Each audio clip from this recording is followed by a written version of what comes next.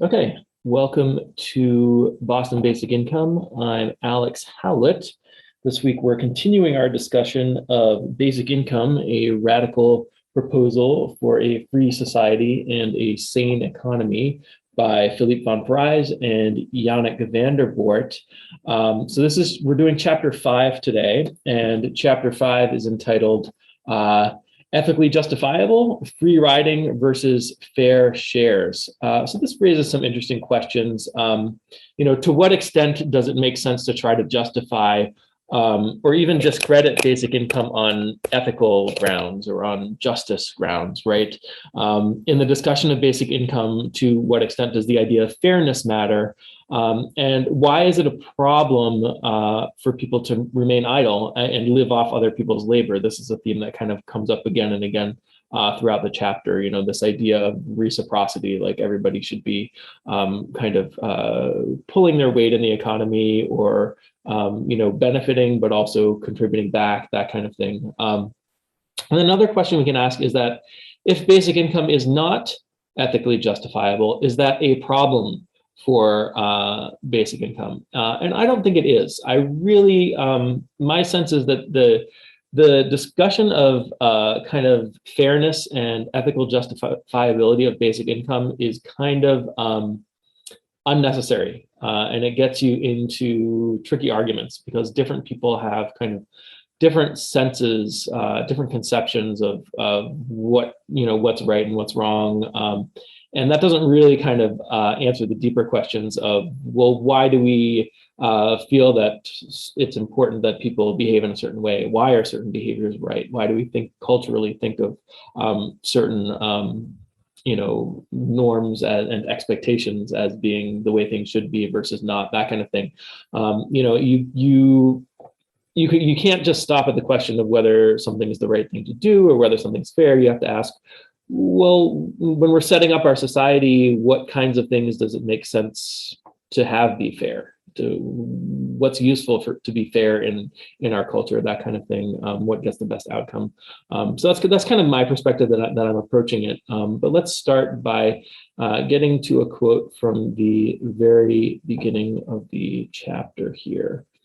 So let's see.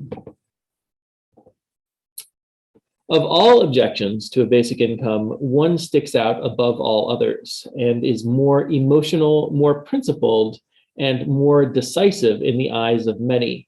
It relates to its being unconditional in the sense of being obligation-free, of not requiring its recipients to work or be willing to work. Someone can concede that a basic income would provide an effective way of reducing poverty and unemployment while still being fiercely opposed to it on ethical grounds. So it's interesting because this is true, right? There are people who are fiercely opposed to basic income on ethical grounds. They feel like it's not fair. It offends our sensibilities of work ethic and everybody contributing and people not free riding and stuff like that. The question is the way to address these concerns by people, is the way to address it by coming back with another ethical argument? Is that really going to help kind of clear up disagreements or, bring people together and understanding that kind of thing? And my sense is no. My sense is that basic income kind of transcends a lot of this ethical stuff. And then for the question of people, recipients being willing to work, that kind of thing. Why do we care about whether people are willing to work? Well, there are certain contexts. You can imagine an economy where if people weren't willing to work, then not enough work would get done, right? So there's an important incentive problem there. And I think our system, Bethany can also speak to this, but our system of morality and our sense of, right and wrong is very much intertwined with these incentives. There's cultural incentives. If you believe that contributing to your economy is the right thing to do, or contributing to your society is the right thing to do, then you don't need as much of a monetary incentive to get people to do that work, that kind of thing. But yeah, go ahead, Bethany. Yeah, I guess I was just thinking that in a broader sense, we have like an economic system vaguely designed to incentivize people to do work through money, but then we end up with a lot of other kind of ethics or morals added into the discussion that don't necessarily map well onto the way that the economic system is set up. So, for example, like the price of someone's labor is also gets wrapped up in this, where of course, like what sets the market price of someone's labor is all sorts of things, including like scarcity of people doing that work and whatever, also like how much money is floating around in that domain, and they're creating demand and so on and so on. But people's instincts are often that like, oh, it should be like directly proportional to maybe like the value that it gives to society or something like that. And so you have like these morals coming in that don't really fit the economic system. And I think that basic income, or like how people get their money, is another example of that in a way. Like we have money as an incentive to get people to do work, but then people are kind of also adding in these social incentives or like social instincts of, we should like feel that people ought to do work, or like in some sense punish people for not doing work, that kind of thing. I guess my second point though is that it's like interesting when these morals get applied, because people don't tend to apply this to universal health care, to roads and bridges and parks, and like there are a lot of public goods that people could vaguely have to spend money on themselves, although it would be kind of inefficient to do it that way. But in a way, there's a monetary value to all of these things, or you could try to put one on them. But people are okay with people getting that value from the government without any obligation, and they think it should go to everyone. And so it's interesting that spending money, even though the things it buys include some of the most essential things like food and housing and so on, and clothes, like somehow people don't feel that should be available to people without work. So I just think it kind of is, it depends on when these instincts get activated. And a lot of it has to do with what we're already used to. But maybe also it has to do with the fact that usually money comes from a job. And so of course we do need some work to be done. And so that kind of like gets into that murky territory of, are we going to under incentivize work as well? Yeah, it's this balance between under incentivizing and over incentivizing that we kind of keep coming back to.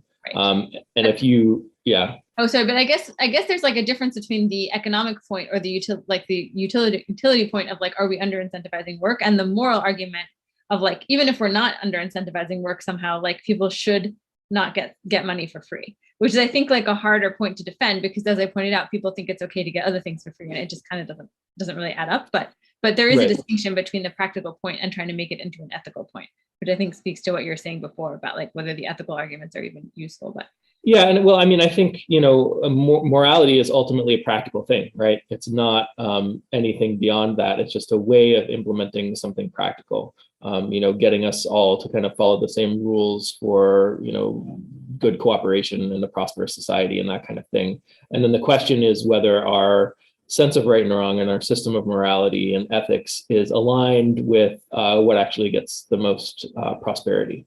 Right. Yeah. So let's go to Avi. Haven't seen you in a while, Avi. Welcome. Awesome. Nice to be back. So my basic thoughts on this are, I feel like there should be a distinction made between a concept like communism and maybe a concept like basic income, because even through a basic income system, you are still going to be rewarded for like the extra output you put into the system. So I guess on that grounds, I kind of push back on what the author is saying, because I mean, harder workers are still going to be rewarded more so than people who are just freeloaders in a basic income system. And then kind of to add on to what Bethany was saying, I definitely do think that there are like a lot of socialized programs we have that just aren't pushed back on, right? No one pushes back on the idea of something like a public library or like a public security force, like, the police or something. So I don't really see why this concept can't be extended to like other things as well. Case in point, like making a basic income. So yeah, that's just kind of my position. Yeah, it's really interesting because there is this symmetry, right, between providing universal benefit like money and providing universal benefit like healthcare. Why should either, or to what extent should either one of them be tied to jobs? And the answer from kind of a practical standpoint is, well, if you need to do that to get people to work, then you have to withhold whatever the thing is enough to get people to work, and then give it to them in exchange for the work. But it's also, I think part of the reason why people draw this distinction, why there are so many people who are okay with universal healthcare, or even, you know, fervent supporters of universal healthcare, but not supporters of basic income, is because they view the provision of a kind of an in-kind benefit like healthcare as something that's allocated directly with the people's interest in mind, where they view, you know, giving people money as kind of, well, just leaving it up to the market. You know, you're not actually going to solve their problems, so you just throw money at the problems and let the market handle it. So there's this kind of this political anxiety or pushback against, you know, kind of profit incentives and markets and that kind of thing. So, you know, we kind of, if you're a basic income supporter, you know, you want people to have access to the market so they can buy things, and that's just kind of intuitive. But there's this sense, especially among a lot of people on the left, that markets are somehow dirty, and you know, if the government could allocate as much stuff as possible, that would be great. But then there's an interesting conflict here, which is that people on the left often argue that people should be paid well in their jobs as well, which is also just another way to give them access to the market. You're just forcing them to get that access by contributing their labor instead. So there's interesting kind of psychology here that you can kind of see how it comes together, but maybe it doesn't make full sense if you try to like really put together the full picture. And you brought up the communism stuff. So this is the chapter. Philippe on Parijs and another fellow, I think his name is Philip Vanderborght or something, Robert J. Vanderborght, in 1986, they wrote an article called The Capitalist Road to Communism. And this chapter has kind of the core of that kind of integrated in. We did a whole one of these on that paper a couple of years ago.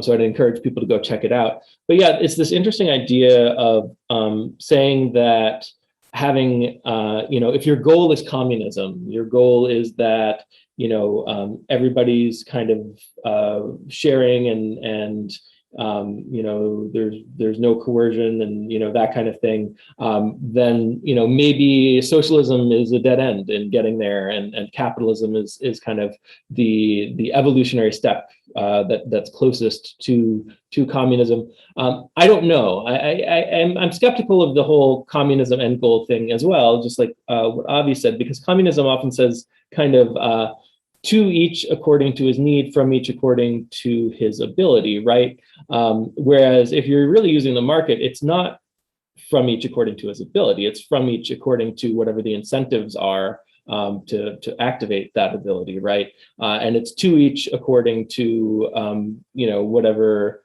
you know, money they spend, that kind of thing. It's not, and you don't have to stop at people's needs. You can you know, go further, right? You don't have to kind of limit yourself in this way. You're not trying to squeeze the most out of every worker, and you're not trying to push kind of the minimum to every consumer or something like that. I guess communism thinks of workers and consumers as the same people. I don't really kind of subscribe to that philosophy.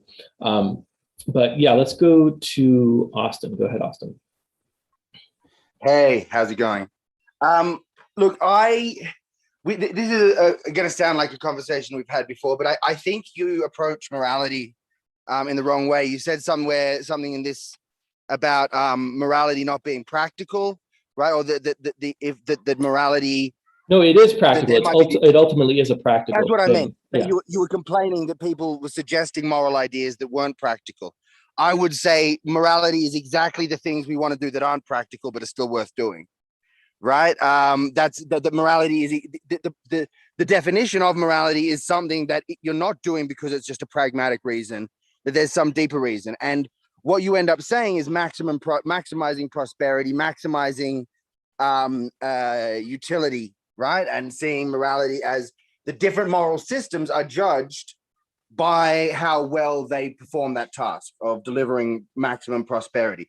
But that's actually, you've actually already skipped to the end, because that's a utilitarian argument that says the greatest good for the greatest number, which is attacked in philosophy a lot because there's all kinds of problems with it. Like, for example, Imagine, there's some island where they say, well, every year before the harvest, we have to, sacrifice a virgin because that will appease the gods, and the harvest will be more bountiful, and that'll feed more of us, and we'll avoid starvation in the winter months, right? The only problem that a utilitarian has with that is that it's not true, right? Like if it was true, a utilitarian has to say, well, okay, sacrifice the virgin, take this innocent person and murder them for the good of the greater number, right? Or a snuff Not film. necessarily, no. I mean, utilitarians can people- have different, different utility functions that weight different things differently. You can model that. And the more you do that, and the more of those you do, the less true you are to the original principle, right? The more exceptions you're making. So why start there? Right? So here's my question for you, Austin. My question for you is, why is there such a thing as morality? Why are there certain things that we view as fundamentally right or wrong? I don't know. I studied philosophy for 5 years at university, and I don't know. And I think to ascribe an answer to that without having a good reason, you're actually just going with your intuition, right? That it's actually that it serves an evolutionary purpose, right?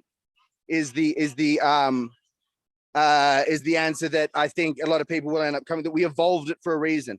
And even if we did, that doesn't mean that therefore you can just short circuit to that end result and say, so we don't need to go through these moral processes, right? And I mean, I think something you're saying is really important, which is that a lot of times, even if we did evolve our moral systems for a functional evolutionary, reason, that it's an adaptation to something and it solves a problem, we're not always very good at identifying what that problem is. We don't need to therefore say, well, because it evolved for that reason, therefore we have to force it back towards that purpose if it branches off and starts to suggest something else.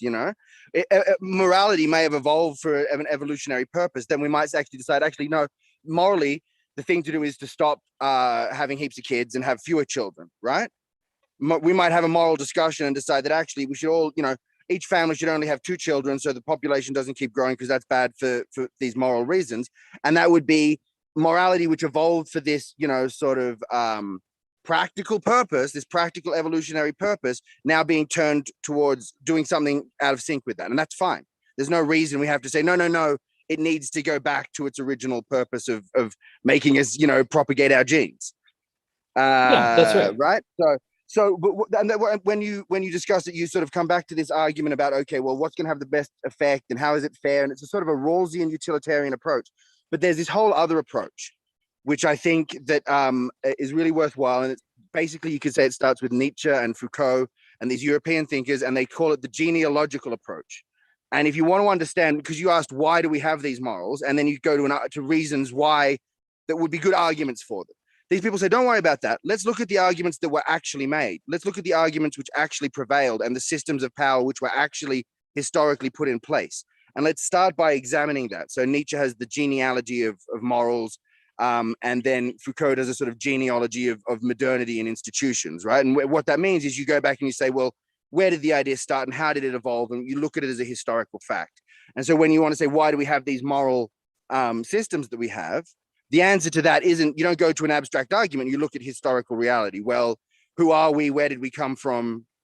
What were the steps we took to come up with this system, right? And I think that's the approach that's more historic. It's more historic. Well, there's a word, I'm saying it wrong, but yeah.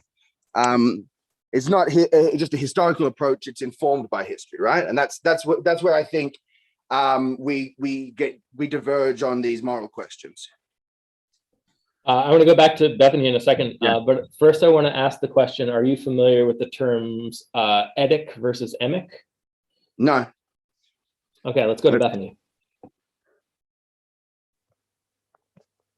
Oh, I was just going to say that, sometimes there's more to the explanation than the history of the thought. For example, let's say you have a similar moral distinction across a lot of different cultures. They might come up with different explanations for it or different ideas or justifications for it, but there might be a deeper reason for it. So there might be a similar distinction between harm by action and harm by inaction across a lot of cultures. And it might be because it's kind of hard to police harm by inaction.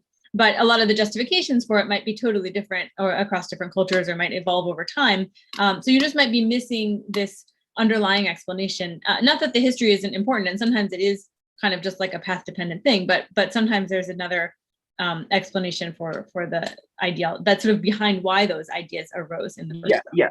I'm not objecting to that at all. I think, but when we see it across multiple cultures, that also doesn't mean it can be deduced from reason. This sort of the Rawlsian, do you know what I mean when I say that Alex is taking a Rawlsian approach, right? Like he seems to figure it out from first principles in the abstract, outside of history a little bit, right?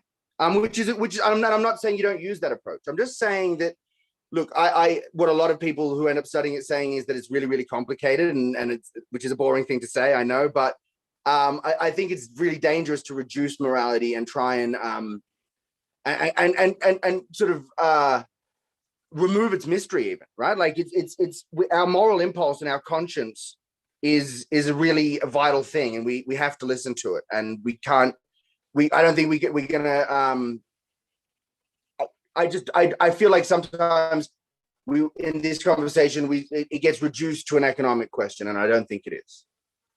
So yeah, I think things that I agree with you about include the idea that we, for whatever reason is behind the values that we have, they're still the values that we have, and we might want to act from those, even if they have an explanation that doesn't undermine them. I think something that is a good example of what I was trying to talk about before, that's sort of straightforward, is that a lot of people have a moral aversion to, let's say, incest with their siblings, and most people do. And there are lots of justifications given for that, but in the end, the answer is probably that incest with having children with your siblings historically caused a lot of potential problems for the offspring, and so people kind of develop that aversion, and it becomes a sort of a moral thing. At least that's one explanation, and you can sort of study that. But my point was that the explanations people give consciously are one kind of reason, but in some ways there's this other reason, which is that there is there's a reason that we evolved to not want to have sex with our siblings that has to do with offspring,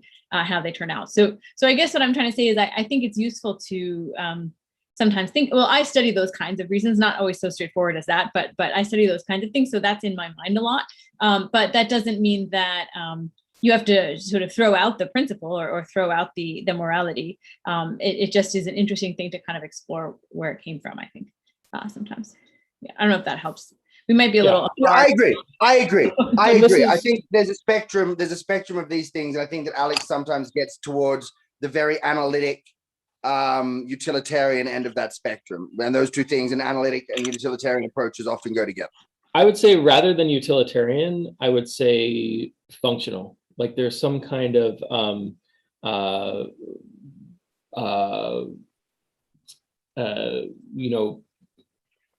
evolutionary adaptation that these systems have kind of emerged to facilitate, or something like that. Now, hold on a quick. Can I?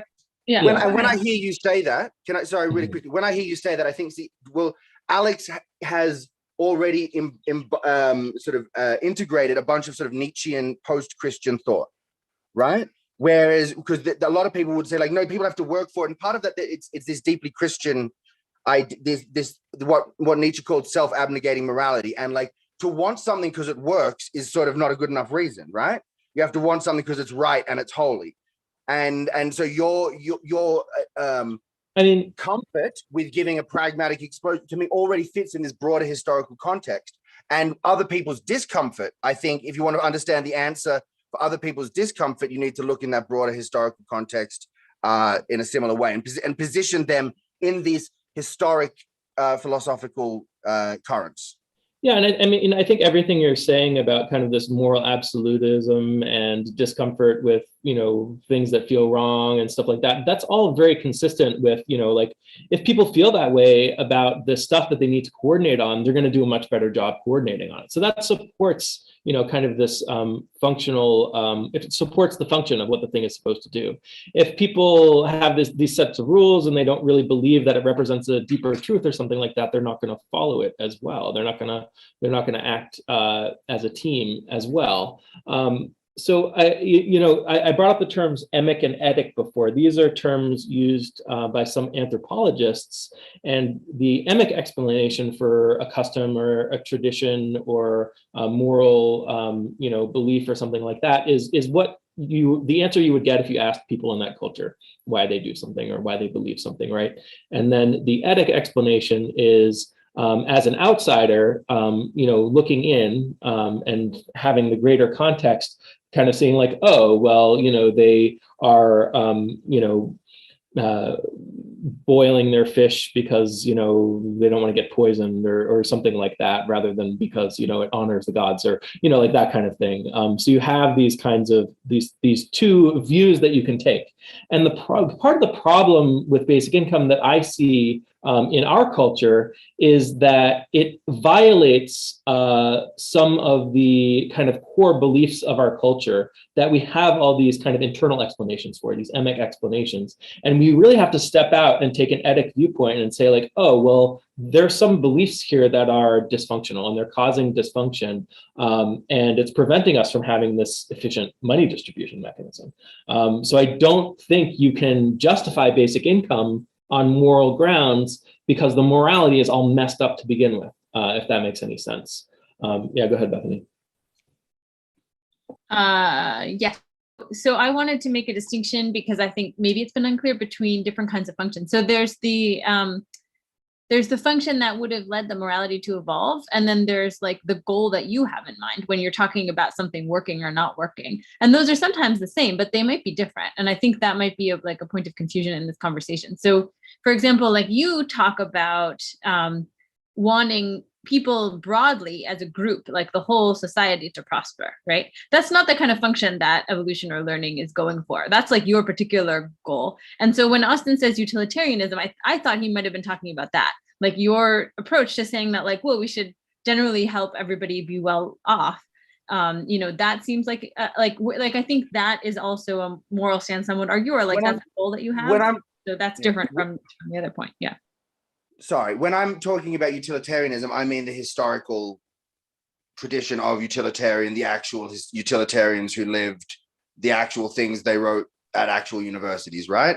And that's what I'm saying with like a lot of these discussions. It seems like we're trying to start from first principles, which is something Rawls did, and that fits more with the analytic. Even doing that fits more within a particular tradition, right? And though you have to sort of what Alex is doing is sort of saying step outside these traditions and almost go around them, I feel. And I'm saying, no, we want to step outside these traditions and examine them. Well, step outside or not, but we want to examine them carefully, right? We were actually, morality is a mess and the moral system is a mess. And we need to actually do the work on that mess and confront all of these moral arguments and issues that exist and are in play, right? Rather than try and just, or not that everybody's got to, but that's one approach, as well as just going around it and doing it from first principles, as Alex does. Yeah, I mean, I guess I would say that to the extent we want to get past some of this complicated moral stuff, and to the extent that we want to even examine it and understand what it's trying to do, whether it's trying to do something that we actually want it to do, that kind of stuff. I think it's useful to kind of have to try to take this outside perspective from the outside looking in. Yeah. I think one thing that is useful about your approach, Alex, is that you, in general, you take a pretty, you have a goal that's fair, that a lot of people would agree with. And so I think in that sense, you can kind of bring people together. I think many people would, in our society, at least at this point, would say that trying to help people be well off in the society is a goal that we have. We might disagree on like certain details of morality, but that's something we want to further. I guess an exception would be people who are like, no, we don't want people to be well off unless they do something first or something like that, which is kind of coming back around to some of the arguments you were talking about. But I do think that making that explicit like gets more people on your side. Like there are people who with that instinct that maybe people should work for the money, but if you tell them that this is really what makes society better off, then they kind of might come around, because that might still be something that they really value. So I do think that's something useful about the approach that you have. Yeah. And I think there's, there's, you could imagine a world in which basic income doesn't make sense. And that's a world in which there isn't some set of people that you kind of care about equally and want to, maximize the distribution of economic benefit to, right? If you do not believe in such a system, even if there's just a subset of people, even if you care about, one race and not the other races, you can have a basic income among your in-group or something like that. But if you have no in-group at all, and you have no kind of group of people that you care about at any reasonable scale or something like that, then it doesn't even make sense to talk about basic income. But then it also, it also prompts the question, what are you doing? How is your society thriving if you don't have at least some sense of some group of people as people that you want to kind of promote the well-being of or something like that? Anyway, to the extent that you have an economy that you want to distribute resources efficiently to some group of people, a market economy, you need a way of getting money to those people. And if it's not basic income, it's something else. And I don't know that you really need to bring any morality or ethics into this discussion. You can just ask the question,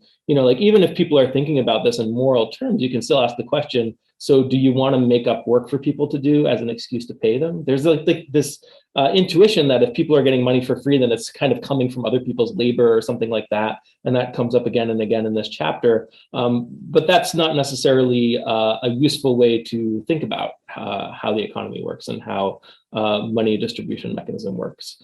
I happen to care about, kind of all people in the world equally, equally valued as people, at least to a large extent. Maybe there's, a line to be drawn at someone who's dying, and you have to, you have these, moral dilemmas or whatever. But generally speaking, kind of by default, I care about people, and I want the human race to prosper, all humans. And I'd love to have a global basic income that allocated resources, that allowed the market to allocate resources efficiently to everyone in the world. And there's not really that much, you really have to kind of get sidetracked. You have to kind of go off on a tangent in order to kind of get in a moral argument about this, because you're always going to need a mechanism for distributing money to consumers so they can participate in the market. Austin, I'll go to you one more time, and then we'll go to Eddie, because he's had his hand up forever as well. Yeah, look, I agree with everything you're saying, but what I think, and actually I think most people agree, we have all this polling that shows there's actually quite strong support for basic income. Most people could definitely get brought around. And then we have the question of, well, why are those arguments, when we prevail with those arguments, as I think we have, especially during COVID, right? We've seen polling numbers that suggest that. Why doesn't that translate into political power? And then you have these more complex questions about how morality and power and stuff actually function in the world, right? And that leads us back to the real you don't want to talk about morality. The clear answer to your question. So I think the obvious answer to your question is that it's not the problem is not morality. The problem is that the experts don't understand the economics. So you can have a popular movement behind this basic income thing, and they can be supporting it for reasons of, oh, we want people to have money, we don't want people to be poor, that kind of thing. They don't understand the economics of it.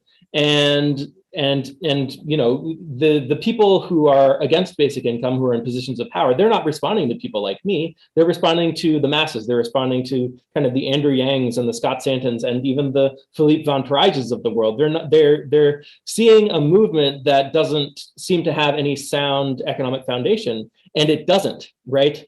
Basic income does not have any sound economic foundation in its movement, right? And that's what I'm trying to bring into the.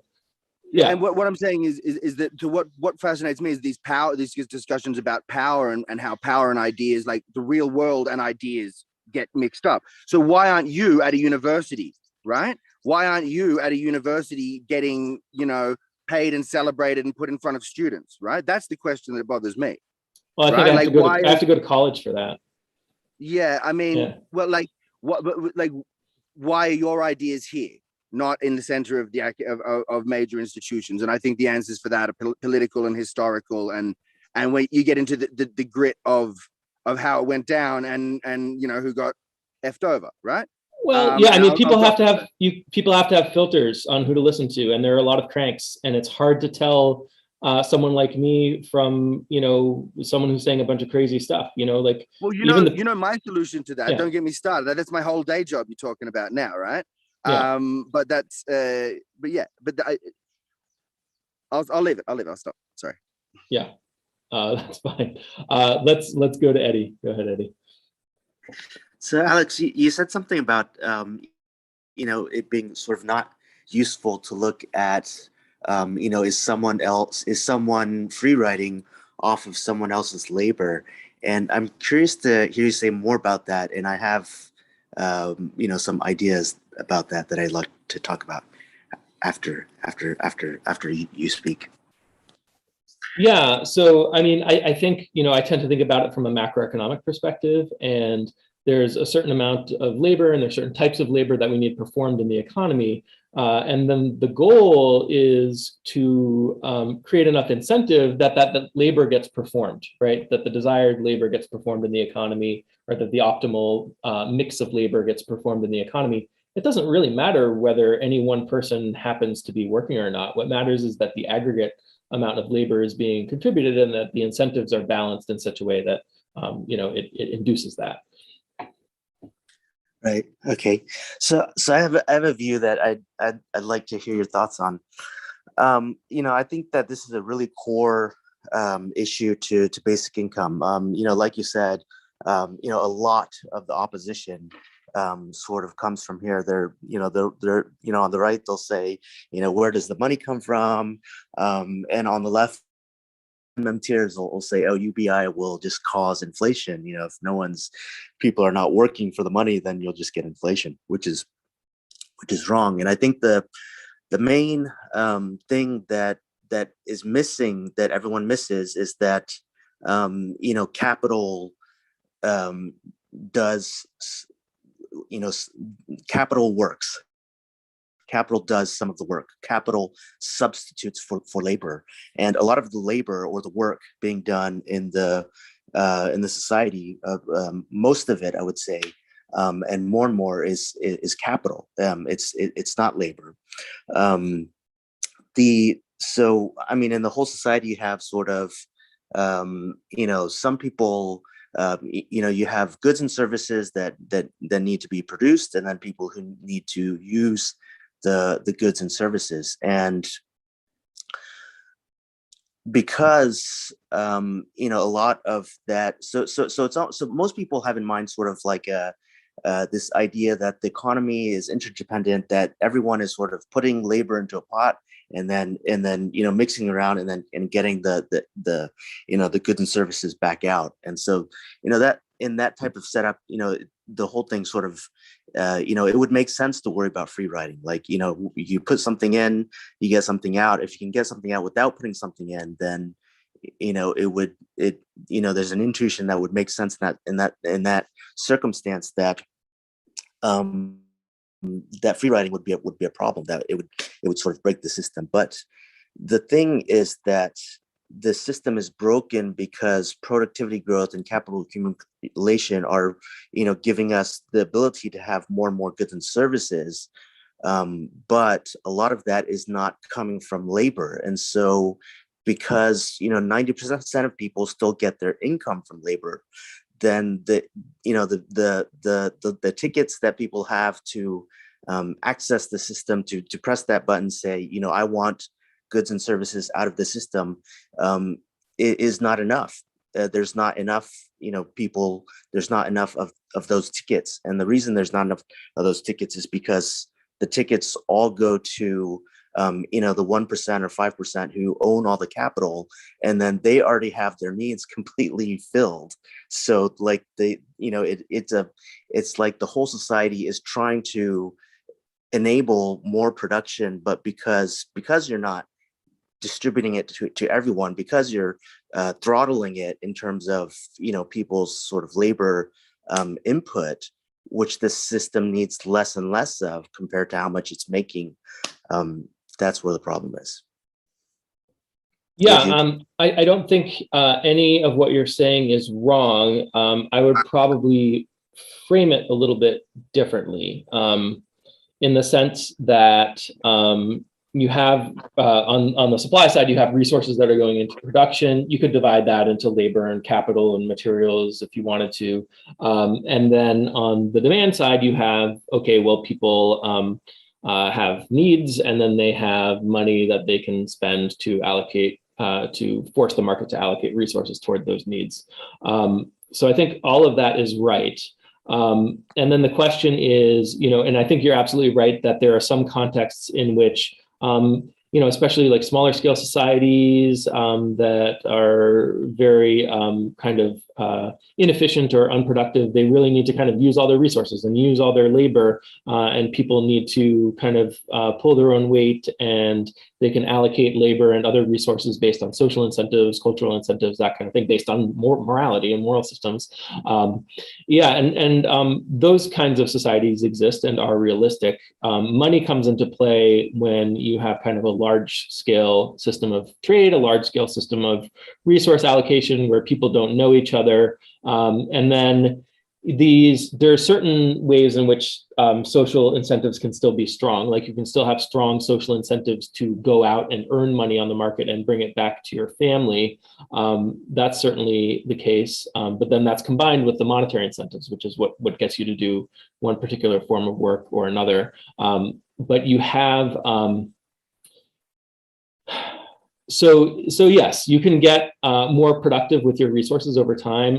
This is what you're describing as kind of the, and you can, if you want to, in your model, you can describe that as, okay, capital is getting more productive or something like that. But what really matters isn't that capital is getting more productive or that labor is getting more productive. What matters is that the economy as a whole is getting more productive for the inputs that you're putting into it, and you need to give people access, or if you want to maximize people's benefit, you want to give people access to that output. So I probably wouldn't go down kind of this whole cap discussion of capital labor. I think, even if we weren't building more and more capital, right, there would still be the question of, well, given the productive capacity that we have now and the productivity of the resources that we have now, no new capital formation, what's the most efficient way to get people money, right? And the answer is almost never going to be, it's never going to be, we should create jobs for people, or we should use economic policy to create jobs to push money to people, right? That's never going to be the answer. Yeah, go ahead. When you say, the best way, the most efficient way to get money to people, like what does that mean? Like, what does efficiency mean there? So efficiency means if your goal is to get money to people, then that's all you're doing, right? You're not distorting some other market away from efficiency in kind of bundling that in with your goal of distributing money. So if you're creating jobs for the purpose of pushing money to people, then you're not creating those jobs for the purpose of producing the output of the labor, right? And if you're stimulating the financial sector, right, you're stimulating investment for the purpose of boosting consumer spending, for the purpose of propping up, demand or something like that, then you're not stimulating the financial sector for the purpose of boosting real investment, right? For boosting real capital formation. So your basic income, I mean, like, it's not that complicated, right? It's just a pure way of distributing money to people directly. It's just, here's some money, everyone, right?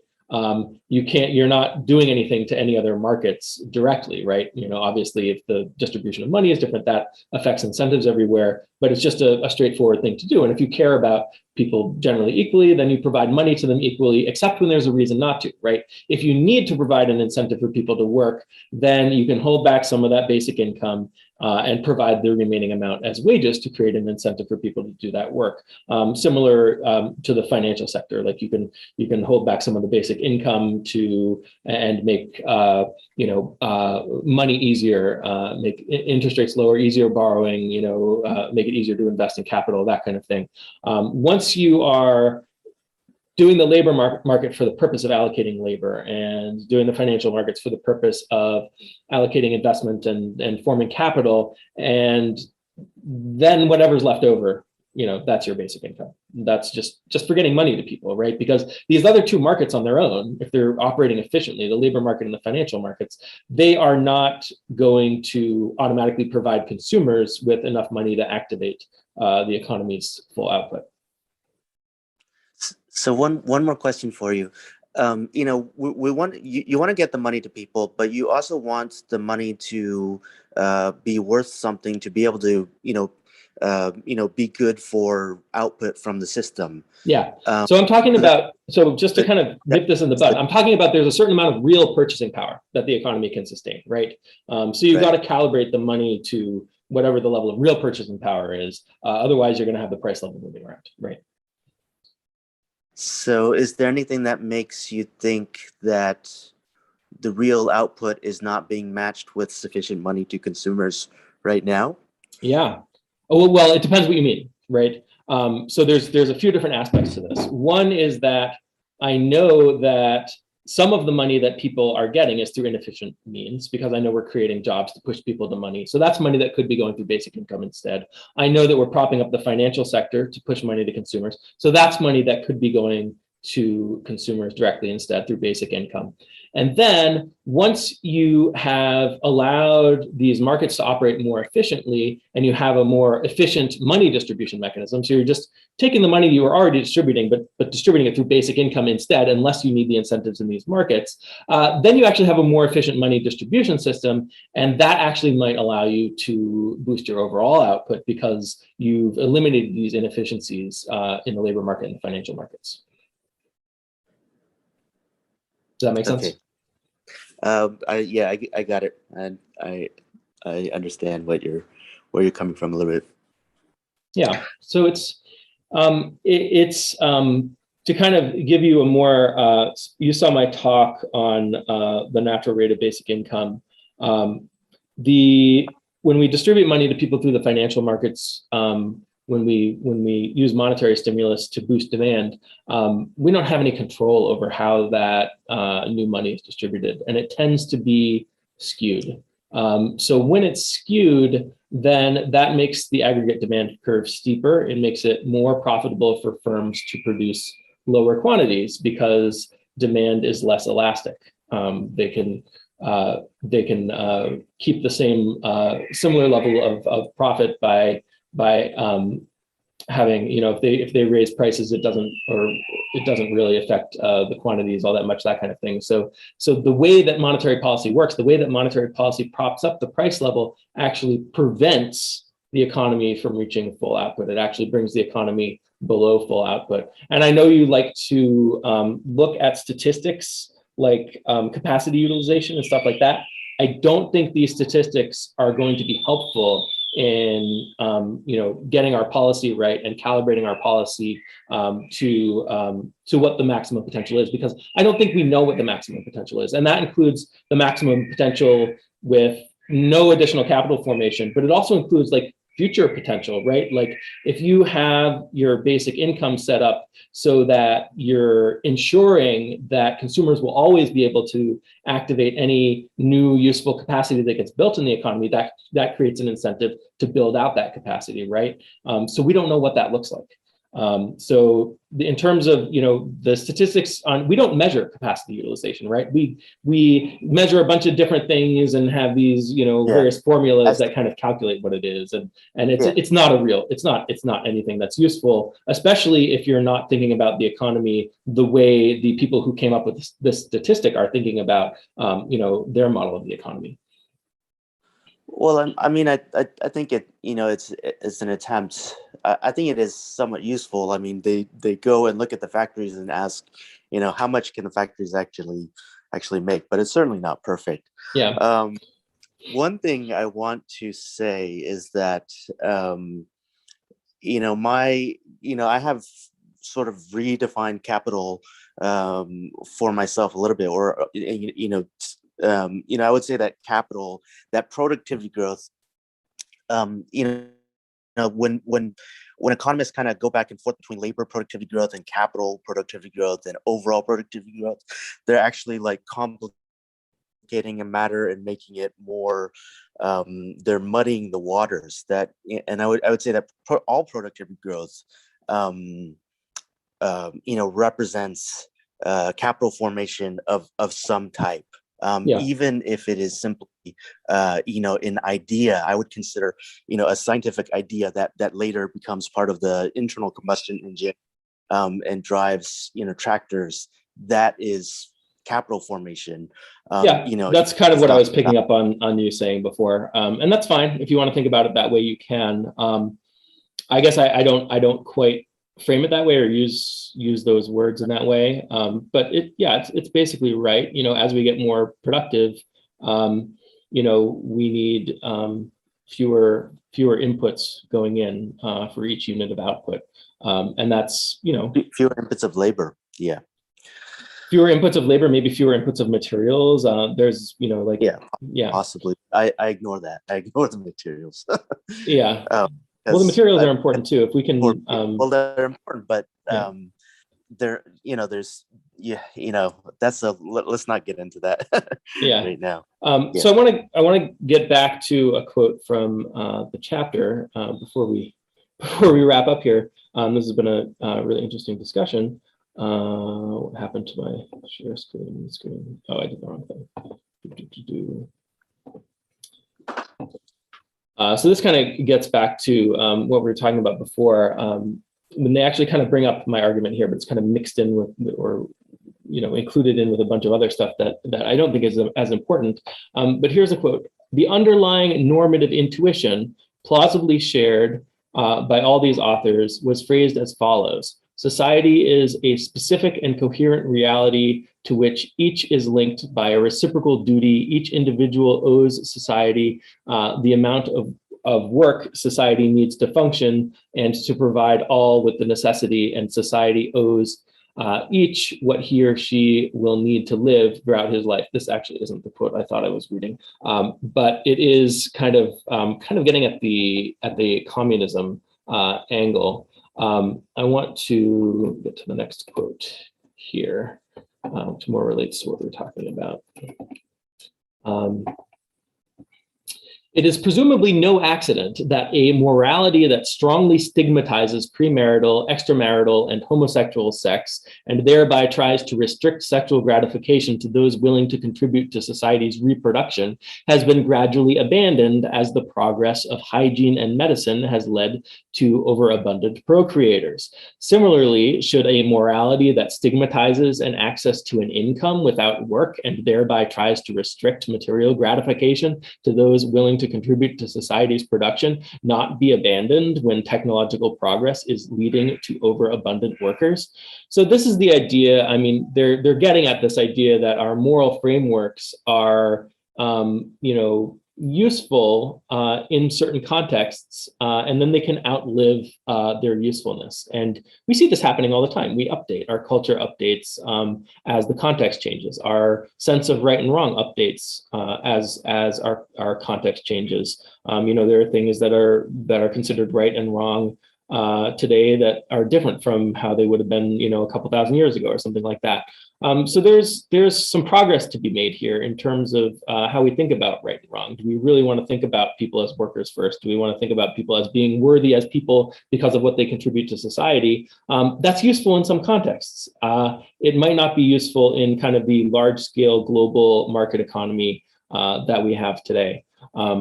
So I wanted to get to that quote because I was pleasantly surprised to see that they kind of touch a little bit on how I think about it, even though they don't end up kind of going with this conclusion in the chapter. Whereas I do think this is kind of the most important. This is the most important argument here: is the system of morality kind of conducive to prosperity, maximum prosperity within the context in which it's actually being used, if that's different from the context in which that it was adapted to. Yeah, and we are getting toward the end. So let me get to the final. Well, let me do two more. We're skipping right to the end here.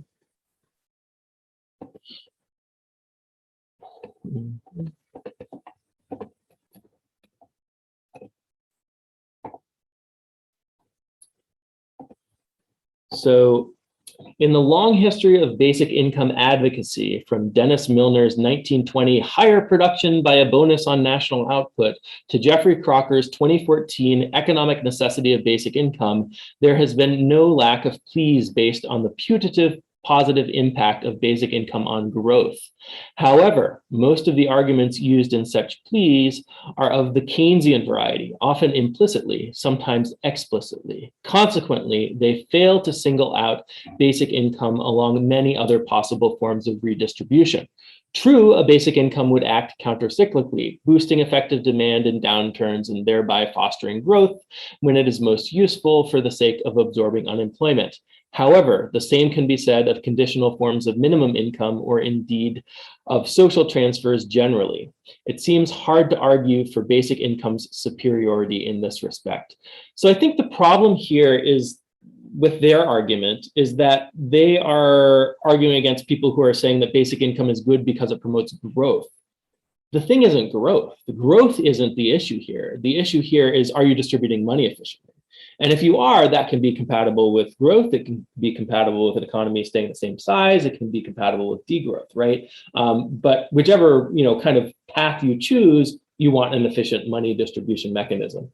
So I would say that if they were being fair here, or if they were aware of kind of my position, they would have to come up with a reason why kind of this ethical justification is better, not than growth. Like, I don't care about economic growth is fine, whatever. But I do care about efficient distribution of money, allowing the market to allocate resources efficiently to the extent that you leave resources for the market to allocate. So I think they're missing the mark a little bit in terms of trying to kind of put down or diminish the possible alternatives to thinking about basic income in ways other than ethical justifiability. Yeah, go ahead, Eddie.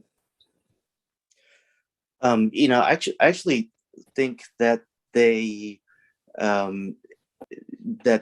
this is really key. They hit the nail on the head, and their analysis is correct.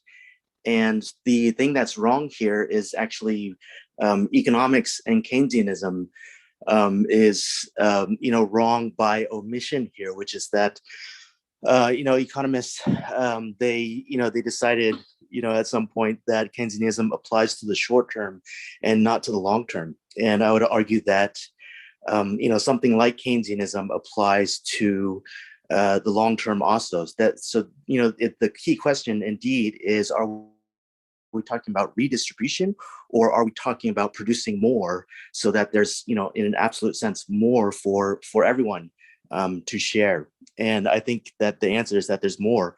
There is growth, and that's what makes not having a basic income like it is not it's not a like a close moral trade-off. It is just simply like just completely stupid for us not to have a basic income, because everybody, including the capitalists, everybody it is less well off without the basic income, because you're not able, your capital is being idled, and you're also idling labor at the same time. You're causing low labor demand, and you're causing people to be stuck in low value jobs because you're not setting up enough demand for to provide enough higher value jobs for everybody. Yeah, and then we could ask the question, do we really care about jobs in and of themselves, or do we just care about okay, well, maybe sometimes we benefit from extracting labor from people, and that benefit exceeds the cost of having people do that work, that kind of thing. But yeah, the whole Keynesian thing, Keynesianism is concerned with growth, but it's also concerned with unemployment, right? Involuntary unemployment, and how to solve that problem, right? But if you're thinking in terms of in like a basic income world, you're not thinking of unemployment. You're thinking of, oh, well, maximum leisure is the ideal, but you have to get people to work sometimes. So that means some of people's money has to come through wages because we do need some labor, right? That's kind of the basic income perspective. So I want to get to, yeah, go ahead. So I agree with you on the, jobs being only useful for producing something. And, I would say that if you put the basic income in and actually utilize capital to its fullest extent, what happens is that the real income in society just keeps going up and up and up. And eventually, very naturally, people at some point start to say, I'm already making enough money. So, you know what, I don't need to work anymore, or I don't need to work as much because I have plenty of real income to satisfy my needs. And that's where society is. It's where it should be going. And it's frustrated by the lack of income, basic income.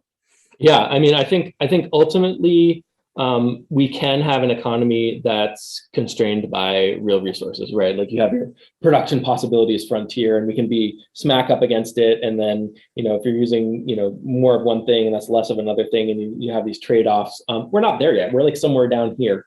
And the goal right now with basic income is to get us up here, and then we can start trading off resources depending on what outcomes we want, that kind of thing. We're not in a place where it makes sense to be thinking about that. But that's kind of how we design our policy. We design our policy under these assumptions that, we have a little bit of inflation. That must mean, the economy is producing close to full output or full employment or something like that. We need to fix a bunch of stuff before it's appropriate to think like that. So I want to do one more quote and then go to Austin. We're kind of running over, but I want to get this final one. In any case, our advice to basic income advocates in closing this philosophical chapter is not to pay too much attention to the alleged impact of basic income on happiness, and not only because the belief in such an impact unavoidably rests on highly speculative conjectures. More fundamentally, greater happiness does not make sense as an objective for our societies. So I couldn't disagree with any of this more. It would be impossible for me to disagree with this more. What do we care about? What do we want?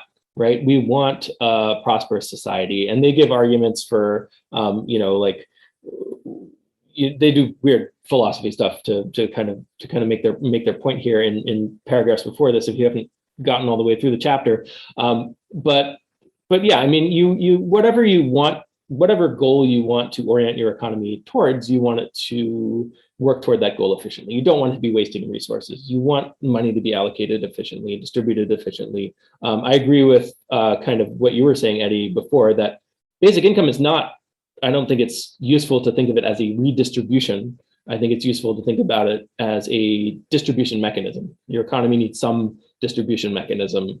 Is it going to be jobs? Is it going to be the financial sector? Is it going to be basic income? Is it going to be a job guarantee or some other minimum income scheme or something like that? You need an income distribution mechanism. You need a money distribution mechanism. Go ahead, Austin. Well, I was actually going to say a sort of sidebar about the unemployment thing.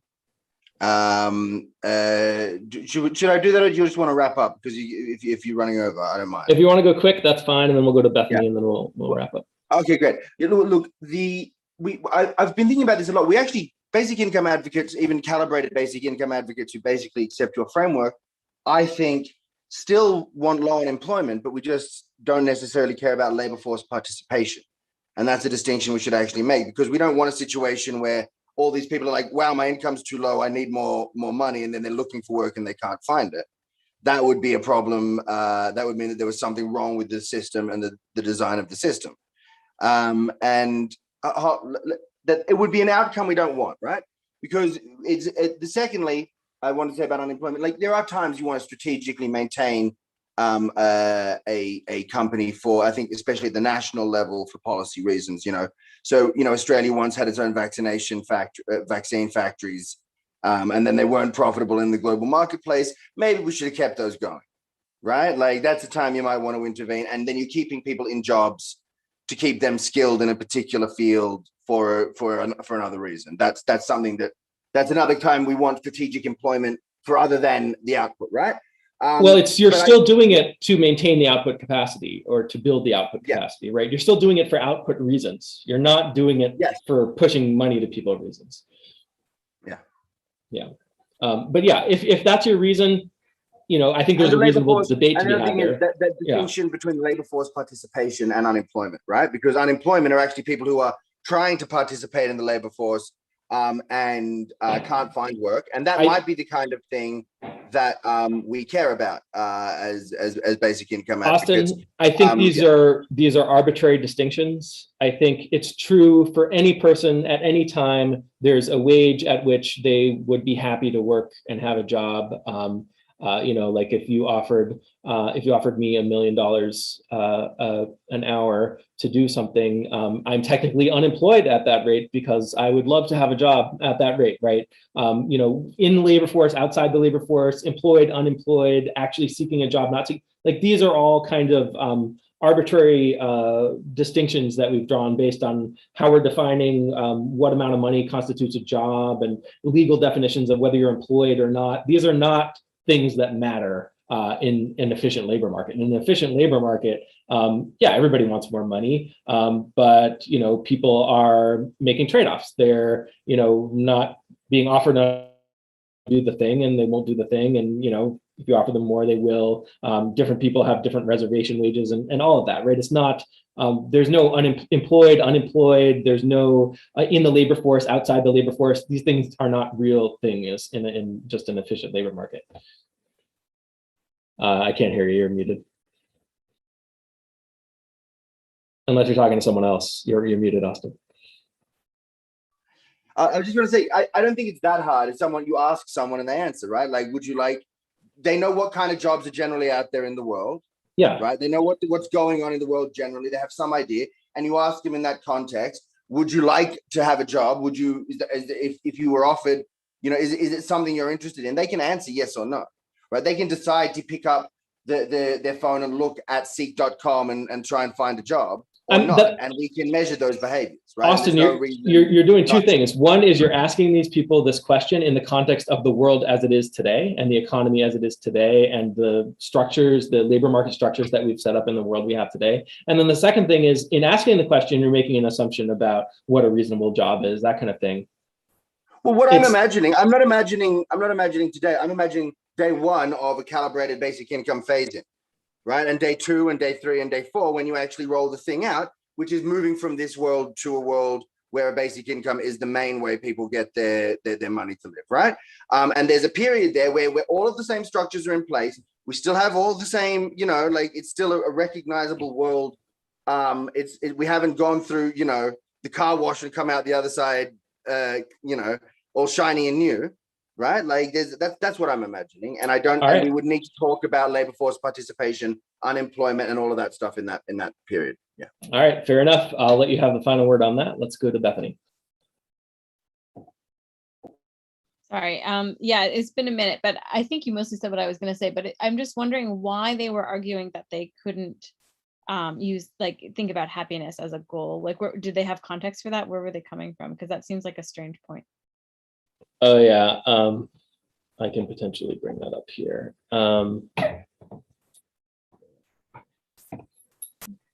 So they do have some weird arguments here.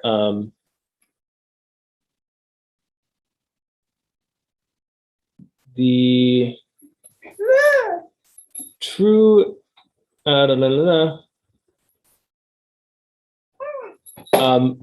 the good news for those who want to defend basic income as conducive to greater happiness is that this does not matter. Well, there is a strong positive correlation between income and happiness for individuals within a given society and a weaker one across societies. Richard Easterlin drew attention in 1974 to the fact that the phenomenal growth in real income experienced by affluent societies did not translate into significantly higher preference satisfaction. So they keep coming back to this idea of preference satisfaction. There are at least 3 mechanisms in place to help explain this. They talk about positional goods. So these are things where you have relatively more than other people by virtue of distinguishing their owners from those who have no access to them. People's aspiration levels adjust upward as their original preferences get satisfied. It is an illusion. So there's still kind of anti-growth arguments. Oh, this is the part where they talk about suicide. In his division of labor and society, Emil Durkheim points out that Leaving out obligation-induced suicides, there is a significant positive correlation between the rate of suicide and the extent of civilization, in a sense that covers not only the level of real income, but also, for example, the extension of equality of rights between all citizens. He writes that the true suicide, the sad suicide, is in the endemic state with civilized people. It is even distributed geographically like civilization. The more civilized a society, this is back to them again, the more civilized a society, the larger the proportion of its members who feel so miserable that they put an end to their lives. Assume that this rate of suicide is a good indicator of a society's general level of unhappiness, and that Durkheim's paradox is empirically established. Should we therefore give up the effort to make our societies more civilized, and in particular more just? Durkheim did not think so. Instead, he preferred to resolutely renounce these utilitarian comparisons and endorsed Auguste Comte's recommendation to dismiss as vain and futile the vague metaphysical controversy concerning the increase of man's happiness in the various ages of civilizations. That's actually kind of useful context for where they're coming from. But I mean, yes. I think there's a lot going on in those comparisons across civilization, and I actually wouldn't ignore that. I'm not necessarily, but ignoring this, but I would say, yeah, go say what you're going to say. And yeah, I mean, but it might point to things, but like maybe you have like a loss of connection or other kinds of things. There's so much that changes over the course of quote unquote civilization that it's like pretty hard to assess whether that has anything to do with what would happen if you gave people more money. But I think what this, like within the current context, like a basic income. But I guess one thing I'll point to, there are many effects that a basic income would have, as we talk about, on society. And one of them is that you have money that is not tied to giving your time over. And so people are still like quite busy. And so, you know, I think that has to be factored in as well. Like to some extent, some people might have more money, but to some extent, or people might also, or instead have more free time to use as they want, and like also sort of a sense of security. So there's just a lot of factors that go into well-being that might come from a basic income, and it's sort of hard. Yeah, and I wonder how the suicides will be affected once we stop forcing people to do useless work as an excuse to pay them. I bet that has an impact. Right. Yeah. Anyway, there's a lot of. All right. So thanks for the discussion. We went a little bit over, guys. Appreciate everybody sticking around. So let's see.